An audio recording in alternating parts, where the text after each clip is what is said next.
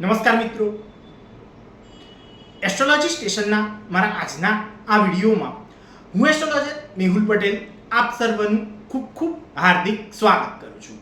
Astrology સ્ટેશનના મારા આજના આ વિડીયોમાં આપણે વાત કરી રહ્યા છીએ મેષ જન્મ લગ્નની જન્મ કુંડલીમાં પંચમ ભાવમાં જો કેતુ હોય તો એનું કેવું યા તો શું ફળ મળે એ બાબત. તો તમારી જન્મ કુંડલીમાં જ્યાં લગ્ન યા તો જન્મ લગ્ન એવું જ્યાં લખેલું છે ત્યાં જો એક લખેલું છે તો તમારી જે જન્મ કુંડલી છે એ મેષ જન્મ લગ્નની જન્મ કુંડલી છે એવું તમારે સમજવાનું છે.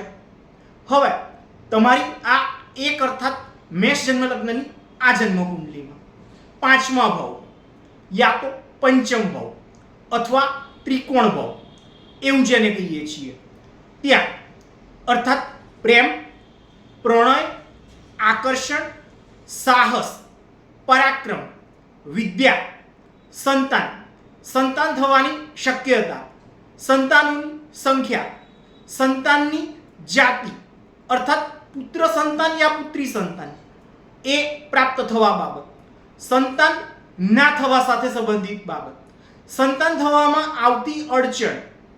જો તમે પુરુષ જાતક હોવ તો તમારી જન્મ કુંડલીમાં શુક્રાશય, શુક્રકોષ, વીર્યબીજ એવી બાબત, અથવા જો તમે સ્ત્રી જાતક હોવ તો તમારા ગર્ભાશય, અંડાશય, અન્નબીજ વાહિની તથા સાથે જ તમારા માસિક ચક્રની નિયમિતતા યા અનિયમિતતા એની સાથે સંબંધિત બાબત.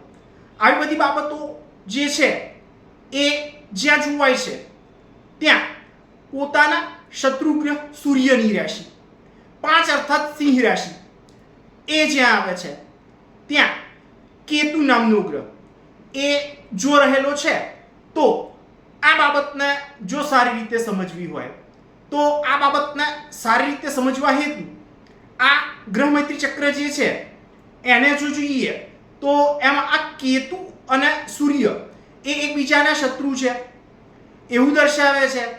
અને એટલે જ વિદ્યા પ્રાપ્તિની બાબતમાં અતિશય કઠિન કહેવાય એવી કષ્ટદાયક સ્થિતિનો અનુભવ એ તમને કરાવશે. મગજ સંબંધિત બાબતમાં નબળાઈ તથા અકારણ ચિંતાનો ભાવ એ મનમાં સતત અને નિરંતર સ્વરૂપમાં રહેવા પામે એવી સ્થિતિ એ તમને અપાવશે.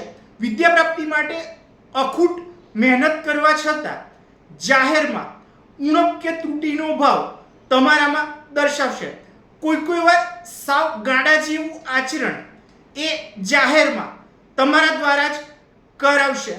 સંતાન સુખની બાબતમાં જો વાત કરીએ તો સંતાન સુખમાં કઠિનતમ પ્રયત્ન કરવા છતાં તથા વિશેષ વૈદ્યકીય યા દાક્તરી ઉપચાર કરવા છતાં સંતાન પ્રાપ્તિની બાબતમાં નિર્બળતા યા નિષ્ફળતા એવી બાબતનો અનુભવ એ તમને કરાવશે. પ્રબળ અને તેજસ્વી તથા ગરમ પ્રકૃતિના ગ્રહ એવા સૂર્યની રાશિ 5 અર્થાત સિંહ રાશિ એ જ્યાં આવે છે ત્યાં ગરમ પ્રકૃતિનો અન્ય ગ્રહ કેતુ એ રહેલો હોવાના કારણે કઠોરભાષી યા ઉગ્રતાપૂર્વક બોલનાર એવા એ તમને બનાવશે.